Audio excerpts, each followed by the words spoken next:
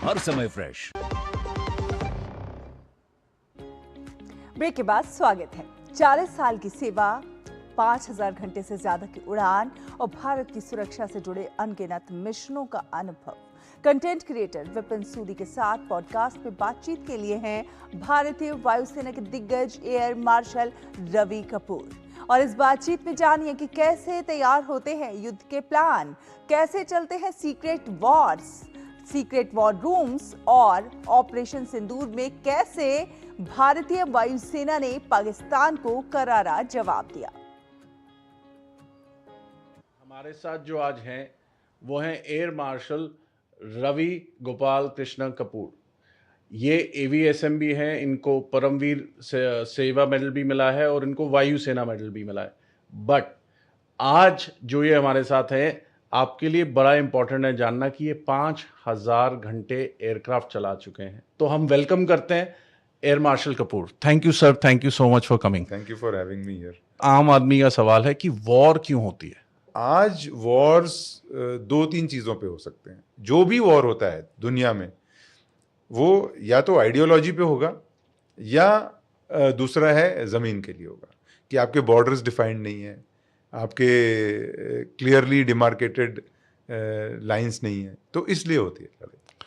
तो एक चीज़ बताइए, अब ये जो डिफरेंस है, ये जो ऑन द कोर्ट आर्मी है या एयरफोर्स है, उनका डिफरेंस होता है कि ये लैंड हमारा है आपका है, या फिर डिफरेंस ऊपर से आता है? आर्मी और एयरफोर्स, जो फौज होती है किसी भी देश की, वो एग्जीक्यूट करती है पॉलिटिकल ऑब्जेक्टिव को। जो एक आपकी पॉलिटिकल लीडरशिप है, हम डेमोक्रेटिक कंट्री हैं, भारत एक डेमोक्रेसी है, तो डेमोक्रेसी में clear cut political leadership direction देती है। वो बोलती है ये एक पॉलिटिकल ऑब्जेक्टिव है। उस पॉलिटिकल ऑब्जेक्टिव को एक मिलिट्री ऑब्जेक्टिव में कन्वर्ट करती है, और वो उस ऑब्जेक्टिव को वो एक जो सबसे नीचे एक लड़ने वाला जवान है वो एग्जीक्यूट उसके लिए भी एक ऑब्जेक्टिव उसका CEO डिसाइड करता है। तो ये एक बहुत बड़े ऑब्जेक्टिव से हम उसको तोड़ तोड़ के we break it down and make it into a very simple task. जो सोल्जर है, जो जवान है बॉर्डर पे, उसको टास्क दी जाती है कि ये करके आओ, ये करना है उसको। तो और यूनिट को दिया जाता है ऑब्जेक्टिव कि भाई आपको ये कैप्चर करना है या ये आपको सिक्योर करना है। अगर कोई आपके ऊपर अटैक कर रहा है तो आप उसको सिक्योर करोगे, अगर आप अटैक पे हो तो आप उसको कैप्चर करोगे। सोचने के लिए आपके पास, जब आप एग्जीक्यूट कर रहे हो टास्क, तो आपको ये देखना है कि भाई आपका लीडरशिप कैसा है, आपका मोटिवेशन कैसा है, आपकी ट्रेनिंग कैसी है। और इसीलिए जैसे आर्मी में होता है नाम नमक निशान, अच्छा, आप उसके लिए लड़ते हो। एयरफोर्स में क्या होता है? एयरफोर्स में होता है आपकी स्क्वाड्रन है, आप उस स्क्वाड्रन में हो, आपका एक पार्ट है उसमें प्ले करने के लिए, और उसमें आपको एक मिशन दिया गया है। वो मिशन आपका ऑब्जेक्टिव है। आपका ऑब्जेक्टिव ये नहीं है कि बांग्लादेश को लिबरेट करना है या हमको इसको हराना है। आपका ऑब्जेक्टिव है उस मिशन को कंप्लीट करना है सक्सेसफुली। जैसे एग्जांपल दो, ऑपरेशन सिंदूर में क्या मिशन था जिस पे भेजा गया था? अब जैसे ऑपरेशन सिंदूर जब स्टार्ट हुआ तो बहुत क्लियरली उसका रिस्पांस क्यों था? उसका रिस्पांस था क्योंकि पहलगाम में टेररिस्ट ने अटैक किया, जिसमें कि करीब 26 लोग मरे। उसमें मैं उसकी डायनेमिक्स में नहीं जाऊंगा, क्यों मरे, क्या हुआ, उसका कोई मीनिंग नहीं है। लेकिन फिर उसका रिस्पांस क्या होना चाहिए? किसी दूसरे देश से हमारे देश में आके टेररिस्ट ने हमारे लोगों को मारा। अब ये गवर्नमेंट के ऊपर है कि कैसा रिस्पांस होना चाहिए। तो गवर्नमेंट डिसाइड करेगी कि कितना डिग्री ऑफ रिस्पांस कैसा होना चाहिए। जब पुलवामा हुआ तो गवर्नमेंट ने बोला कि भाई उरी का फायदा नहीं हुआ है, तो इसका मतलब हमको जो रिस्पांस देनी है पाकिस्तान को इस बार, वो थोड़ी और टफ होनी चाहिए, मतलब विजिबल होनी चाहिए। तो हमने बोला कि अगर विजिबल रिस्पांस होनी है तो उसमें आप किसको यूज करेंगे? आर्मी को यूज करेंगे, नेवी को यूज करेंगे, या एयरफोर्स को यूज करेंगे? तो ये डिसाइड किया गया कि एयरफोर्स को यूज करना चाहिए, क्योंकि जो टारगेट हमने लिया उस टारगेट को डिस्ट्रॉय करने के लिए एयरफोर्स की जरूरत थी। तो उसको हमने फिर डिस्ट्रॉय किया। अब उसके बाद हुआ पहलगाम। तो गवर्नमेंट ने बोला कि अब 2 बार तो हो चुका है, अब ये पहलगाम भी हो गया है, तो इसका मतलब इस बार रिस्पांस थोड़ी और ज्यादा स्ट्रॉन्गर होनी चाहिए। स्ट्रॉन्गर होनी चाहिए। तो वो स्ट्रॉन्गर रिस्पांस को कैसे किया जाए? अब हमने बोला कि भाई हमने पहले सिर्फ एक टेररिस्ट ग्रुप को टारगेट किया, बालाकोट या में। एक टारगेट कैंप को टारगेट किया। अब हमें क्या करना चाहिए? अभी हमें जितने भी ग्रुप्स हैं सबके हेडक्वार्टर को और कुछ लॉन्च पैड्स को और कुछ ट्रेनिंग सेंटर्स को टारगेट करना चाहिए। तो ये गवर्नमेंट ने और हमने डिसाइड किया मिलके। बिल्कुल। उसके बाद ये डिसाइड हुआ कि भाई कैसे करेंगे और कौन इन्वॉल्व होगा। अब वो कैसे करेंगे गवर्नमेंट कभी नहीं डिसाइड करती है, ये फोर्सेस ही डिसाइड। ये अब आ गया कि भाई ये हमारा मिशन है, ये टारगेट है, ये गवर्नमेंट के साथ बैठ के डिसाइड होता है कि क्या टारगेट है। उसके बाद मिशन कैसे प्लान करना है उसमें गवर्नमेंट इन्वॉल्व नहीं होती है। अच्छा। अब वो आ गया एयरफोर्स के ऊपर और आर्मी के ऊपर कि भाई आप जॉइंट किस तरह से ज्वाइन होके साथ में इंटीग्रेटेड ऑपरेशन करेंगे, उसमें कौन टारगेट कौन लेगा। तो इस तरह से ये डिसीजन होता है कि भाई, और इसमें एक बार आपने जब आपको टारगेट मिल गया है तब आपका एम होता है कि हम एज ए टीम उसको कैसे मिशन को एग्जीक्यूट करें, क्योंकि फाइनली सक्सेस होना चाहिए मिशन। उस मिशन की सक्सेस के लिए आप ये नहीं क्वेश्चन करते हो कि भाई ये क्यों मार रहे हैं हम या इसको क्यों नहीं मार रहे फिर आप ये देखते हो कि इसमें इस टारगेट में कहां पर स्ट्राइक करने से सबसे ज्यादा इफेक्ट होगा। तो आपको लगता है कि 99, उसके बाद यूरी, फिर ये बालाकोट और अब ये ऑपरेशन सिंदूर, ये सारे इंडिया की तरफ से सक्सेसफुल ऑपरेशंस रहे हैं? बिल्कुल रहे हैं। अगर इसमें किसी आपने आजकल तो जब 71 वॉर हुआ था, इवन कारगिल जब हुआ था, तो हम बोलते थे कि भाई आपको टीवी पे ये सब नहीं दिखाई देता था। हाँ, नहीं देता था। आजकल तो लाइव है। अब तो लाइव दिखा। हाँ, मैं काफी टीवी चैनल्स पे गया सिंदूर में, मैं कुछ कमेंट करूं उससे पहले ही वो फोटो आ गई और वीडियो आ गया कि भाई इसने यहाँ पर वो हो गया है, यहाँ पर ये हो गया है। तो आज वॉर आपके ड्राइंग रूम में आ गया है। अभी war is no more distant. तो अ कॉमन मैन और a woman is today as involved in war as anybody else. 20% Pakistan air force को डिस्ट्रॉय किया। हमने पाकिस्तान को ये दिखा दिया कि भाई हमको जहां आपको मारना है हम आपको मार सकते हैं। हमने उनको ये दिखा दिया कि भाई आपके कोई टारगेट हमारी रीच के बाहर नहीं है। हमने उनको ये भी दिखा दिया कि भाई at that point and time of our choosing we will hit you when we want.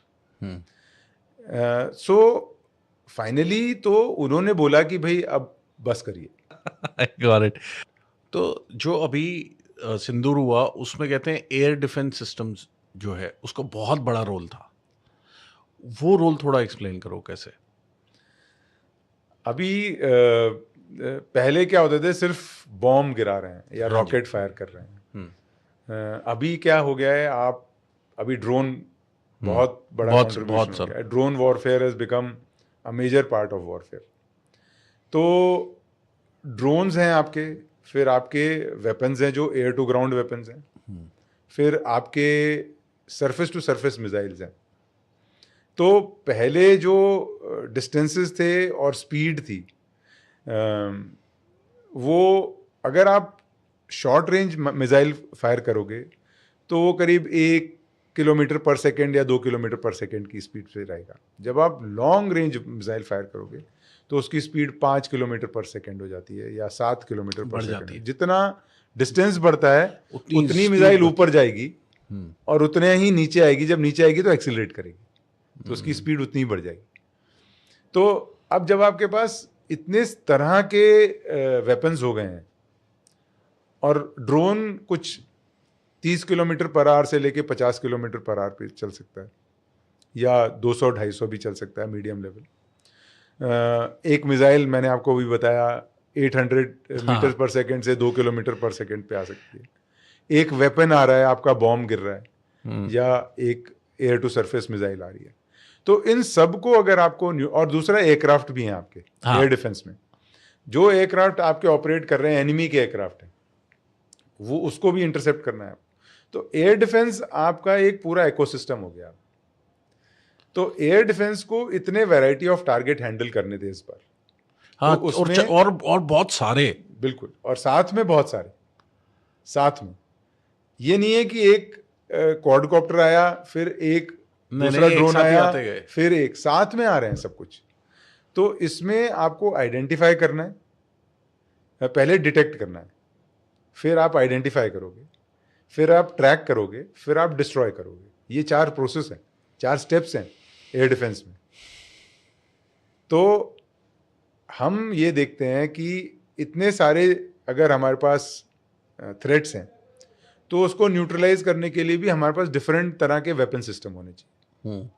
तो जो ड्रोन्स हैं उसको हम काउंटर ड्रोन सिस्टम से एड्रेस करते हैं। अच्छा, वो काउंटर ड्रोन सिस्टम 2 तरह का हो सकता है। एक तो होता है सॉफ्ट किल, दूसरा होता है हार्ड किल। सॉफ्ट किल में हम क्या करते हैं, जैसे आप अगर पायलट हो, आप ड्रोन को एक रिमोट कंट्रोलर से उड़ा रहे हो, तो आपका और ड्रोन के बीच का जो कनेक्शन है उसको तोड़ दें, फिर वो ड्रोन वैसे ही चलेगा, वैसे ही गिर जाएगा। दूसरा है हम ड्रोन को ही शूट डाउन कर दें, उसको हार्ड किल बोलते हैं। और अब मिसाइल्स आ गए हैं, मिसाइल्स को भी हम ऐसे ही टारगेट करेंगे। तो जब सबको टारगेट करना है तो हमको एक, और ऐसा नहीं होना चाहिए कि सारे लोग एक ही चीज के ऊपर फायर कर रहे हैं। आपको ये डिसाइड करना होना है किसके ऊपर कौन फायर कर रहा है। ये जाएगा, इस पे ये जाएगा, इस पे जाएगा, तो वो डिसीजन मेकिंग में आएगा, आपके कमांड एंड कंट्रोल में आएगा। तो एयरफोर्स एक बेसिक एयर डिफेंस इस देश की एयरफोर्स की रिस्पॉन्सिबिलिटी है। ये पूरा जो एयर डिफेंस सिस्टम है ये एयरफोर्स की वाज रिस्पॉन्सिबिलिटी हैंडलिंग है। और उसमें हमने आर्मी को इंटीग्रेट कर, तो उससे क्या हुआ कि हम अब बहुत एफिशिएंटली ज़्यादा थ्रेट्स को हैंडल कर पाए। इसलिए हमने कहा, और इसके साथ S-400 और तो अगर आप रेंज देखोगे, अगर आप एयर डिफेंस की रेंज, तो S-400 350 किलोमीटर रेंज है। Okay, MR-SAM around 70 to 100 kilometre range. उसके नीचे आ गई आकाश, अबाउट 25 to 35 किलोमीटर रेंज है। फिर आ गई पिचोरा, 15 to 25 किलोमीटर रेंज है। फिर आ गई स्पाइडर, फिर आ गई ओसा, फिर ये गन्स, फिर काउंटर यूएस सिस्टम। तो ये क्या हुआ कि अब अगर पाकिस्तान एयरफोर्स का एयरक्राफ्ट 300 किलोमीटर अपने पाकिस्तान के अंदर उड़ रहा है, तो उसको भी मैं टारगेट कर सकता हूं। तो S-400 उसको टारगेट करेगा। तो ये डिसाइड करना है कि भाई वहां से 3 थ्रेट्स आए, एक एयरक्राफ्ट है, एक मिसाइल आ रही है, एक ड्रोन आ रहा है, और एक वेपन आ रहा है। तो उसको कौन हैंडल करेगा, ये कमांड एंड कंट्रोल में डिसाइड होता है कि भाई ये इसको हैंडल करेगा। तो वो उसको नॉमिनेट कर दिया जाता है, आपका ये काम है। तो उसको ये नहीं सोचना मेरे को पूरा देखना है, उसमें से मैं चूज उसको सिर्फ ये वाले जो पर्टिकुलर आ रहे हैं उसको टारगेट करना है। तो एक चीज बताओ, ये जब पहलगाम हुआ था और जब हमने ऑपरेशन किया, उसके बीच में सारी प्रिपरेशन हो चुकी थी? प्रिपरेशन हमेशा चलती रहती है, इसीलिए मैंने आपको बताया ना, ट्रेनिंग। हम लोग इतनी एक्सरसाइजेस करते हैं, हर साल में एक्सरसाइजेस करते हैं साथ साथ में। और जब जो भी प्रोक्योरमेंट हो रहा है, वो प्रोक्योरमेंट इस तरह से होता है कि भाई वो कंपैटिबिलिटी आनी चाहिए। अब ऐसे नहीं होना चाहिए कि आपने सिस्टम खरीद लिया जो हम इसको साथ जोड़ ही ना पाए। तो इसलिए हम लोग ऐसे ही सिस्टम्स खरीदते हैं जिससे कि इंटीग्रेट हो जाए और वो हमारे नेटवर्क में आ जाए। क्योंकि आजकल की जो लड़ाई है ना, वो इंडिविजुअल लड़ाई नहीं है, वो नेटवर्क्स की और कंप्यूटर्स की लड़ाई है। तो आप मतलब इस बार जो वर्ल्ड ने जो मोस्टली हैरान हुए, I think even US, even countries like China, because China was मम, चाइना ने कुछ बात उगली नहीं ऑपरेशन सिंदूर में। जो लोग हैरान हुए वो इसी चीज से हुए, इंडिया के रिस्पॉन्स से। लाइक कुछ भी हमने अपनी तरफ नुकसान नहीं होने दिया। मेरा यही बार बार क्वेश्चन है, वो प्रिपरेशन कितनी लंबी थी? प्रिपरेशन सालों से चलती है, प्रोक्योरमेंट से शुरू होती है प्रिपरेशन। और ये एक्चुअली हम लोग जब बालाकोट हुआ था तब काफ़ी चीज़ें हम लोगों ने रियलाइज़ करी कि भाई अब जो वॉरफेयर है उसको बोलते हैं नॉन कांटेक्ट, दैट मीन्स हम एक दूसरे के पास जाके नहीं लड़ेंगे, हम दूर से, हमें आपकी एयर स्पेस में भी आने की ज़रूरत नहीं पड़नी चाहिए।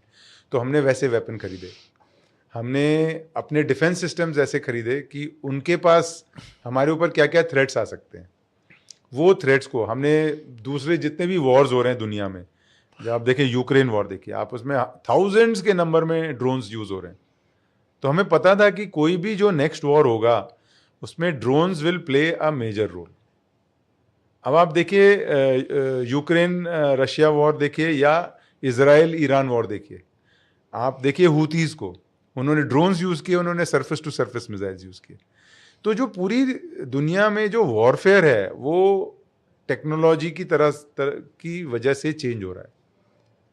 वो चेंज इस लाइन में जा रहा है अब, जहां पर we do not want to put our people in line of fire, we want to be away yet be able to inflict damage on my enemy और माय एडवर्सरी। तो उसी प्रोसेस का ये हिस्सा था कि हमने अपने एयर डिफेंस सिस्टम को उसी तरह से स्ट्रक्चर किया, प्रिपेयर किया, ट्रेन किया लोगों को, जिससे कि एक क्लैरिटी रहे, ट्रांसपेरेंसी रहे और एक कॉन्फिडेंस रहे। और इससे भी बहुत कुछ सीखा होगा हमने। इसमें भी ऐसा नहीं कि हर चीज एकदम परफेक्ट चली गई होगी, कुछ तो खामियां इसमें भी रही होंगी, जैसे हर जगह होती है। तो उससे भी हम सीखेंगे और फिर उससे भी इम्प्रूव करेंगे। Thank you so much, sir. It was a pleasure having you on our show. तो इसी के साथ आज के क्रिएटर्स कॉर्नर के क्रिएटिव एपिसोड में बस इतना ही। अगर